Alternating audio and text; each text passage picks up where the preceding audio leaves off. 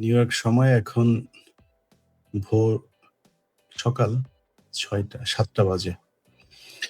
আপনাদের বিজয় দেখার জন্য সারারাত জেগেছিলাম। যতটুকু সম্ভব হয়েছে আমার জায়গা থেকে, আমার সোর্স, আমার আ Facebook, YouTube, আমার ইমেইল এইসব জায়গায় প্রাপ্ত যেসব চিত্র দেখেছি সেগুলো আপনাদেরকে জানানোর চেষ্টা করেছি। আমার যে Facebook এ এখন আপনারা আছেন, যে YouTube চ্যানেলটিতে এখন আছেন এটা আমার 2nd YouTube চ্যানেল। সেখানে আপনারা আমার Facebook, Telegram চ্যানেল আছে। সব জায়গাতে আমার যতগুলো প্ল্যাটফর্ম আছে সবগুলোতে আপনারা দেখেছেন। আমার ইলিয়াস হুসাইন 20 নামে যে পেজটা আছে সেখানেও দেখেছেন। তো যে বিষয়টা আমি দেখেছি যে এখানে ধরেন আ আ প্রায় অর্ধ শতাধিক আ আসনে বিভিন্ন ধরনের অনিয়ম হয়েছে।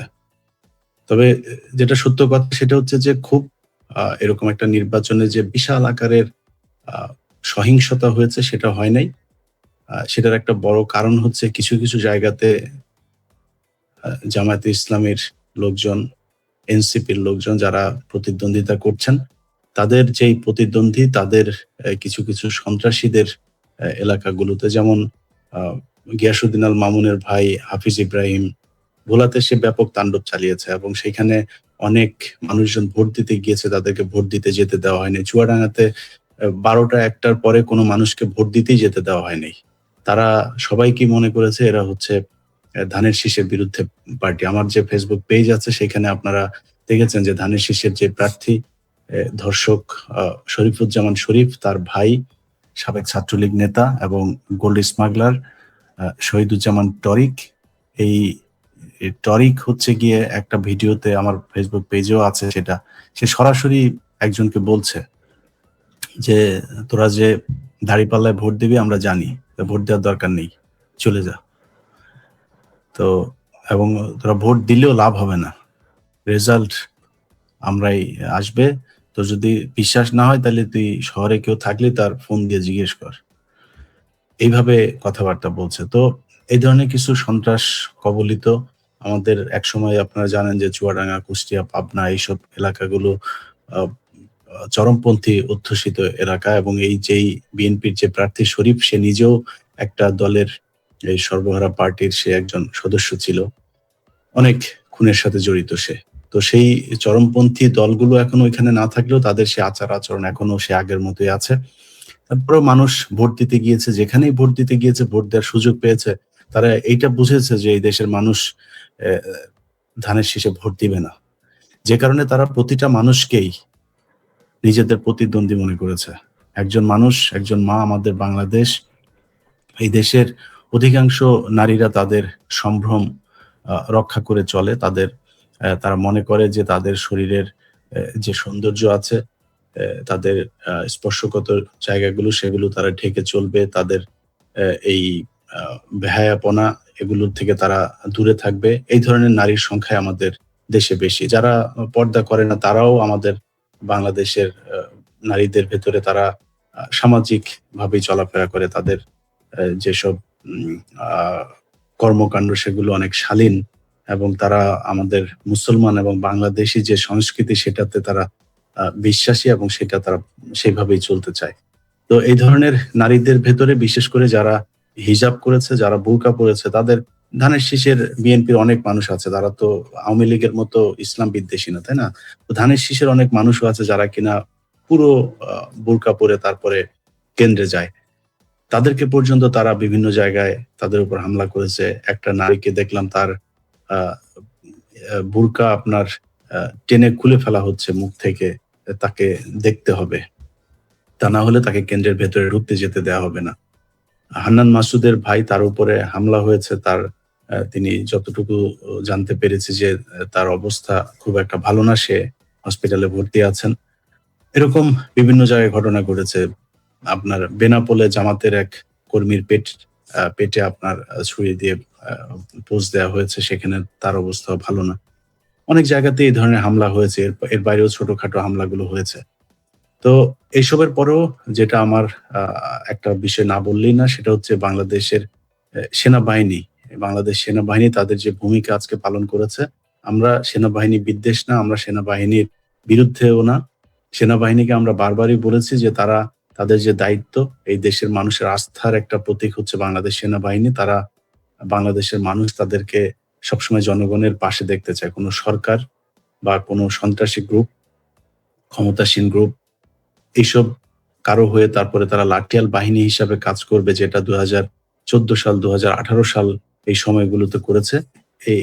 এই ধরনের কাজগুলো তারা পছন্দ করে না। আমরা পছন্দ করি না। আমরা সেনাবাহিনীকে সেখানে দেখতে চাই না। আজকে তারা যেই এই অবস্থানটা নিয়েছে, তাদের যে ভূমিকা আজকে ছিল, এটা অবশ্যই প্রশংসনীয় এবং সেনাবাহিনীকে ধন্যবাদ দিচ্ছি।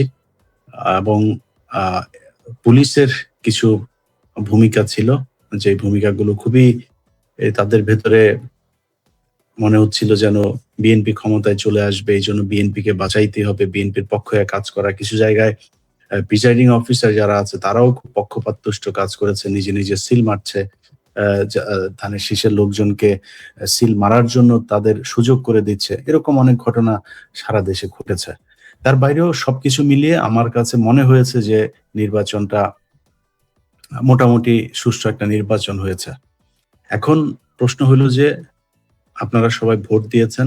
আপনারা এই বাংলাদেশ আজকে যে নির্বাচন হয়েছে, এই নির্বাচনে যেই পাস করুক, জামাত ইসলাম পাস করুক আর ধানের শীষ পাস করুক, যে পাস করুক। মনে করেন এক দল তো বিরোধী দলে যাবে। তাদের বিরোধী দলেও যেই দলটা যাবে, তারা কি অন্তত ৫ তারিখের আগের চাইতে ভালো অবস্থানে থাকবে না? তার চাইতে শান্তিতে থাকবে না? আজকে এই ২০২৬ সালে একটা নির্বাচন হবে। এটা কি তারা ২০২৪ সালের ৭ই জানুয়ারি নির্বাচনের পরে কখনোই চিন্তা করেছিল? কিন্তু আজকে সেই নির্বাচনটা হয়েছে। এই যে এই জায়গাতে অন্তত আছে ২ টা রাজনৈতিক দল। দেশের মানুষ কথা বলতে পারছে। ভোট কেন্দ্রে মোবাইলে ভিডিও করতে পেরেছে। তারা কোথায় হামলা হচ্ছে সেই ভিডিওগুলো আমরা প্রচার করতে পারছি। এটাও আমাদের জন্য বিশাল একটা ব্যাপার। তো সেটা তো হয়েছেই। যে কারণে আমি মনে করি যে, যে নির্বাচনটা হলো, এই নির্বাচনে যেটাই হোক ফলাফল, ২ দলেরই মেনে নেওয়া উচিত।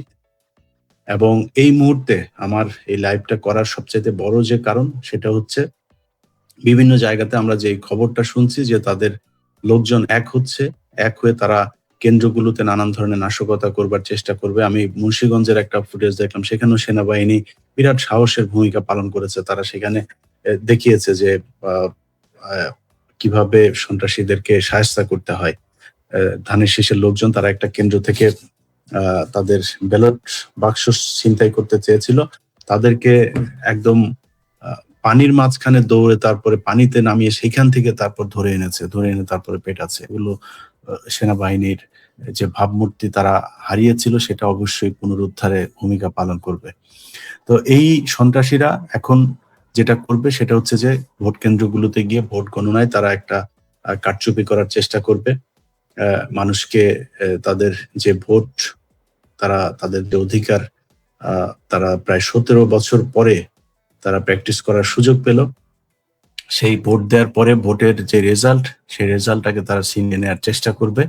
অতএব আমি মনে করি যে বাংলাদেশের মানুষ, আপনারা আপনাদের কারণেই এই নির্বাচনটা হয়েছে। আপনারা সাধারণ মানুষ। এখানে বিএনপি, জামায়াত কিংবা এনসিপি কারোর একক কোনো কৃতিত্ব ছিল না। এই দেশের সাধারণ মানুষ তাদের সন্তান, ছোট সন্তান, ১০ মাসের সন্তানকে নিয়ে পর্যন্ত মায়েরা মাঠে নেমেছিল।